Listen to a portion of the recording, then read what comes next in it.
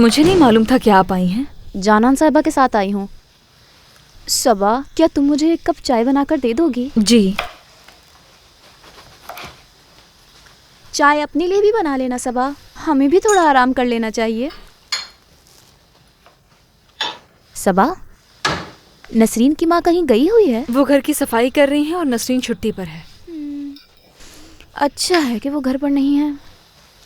मुझे बिल्कुल भी अच्छी नहीं लगती है वो।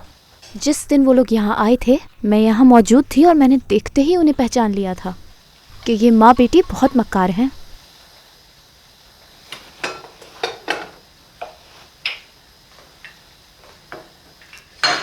बहुत शुक्रिया।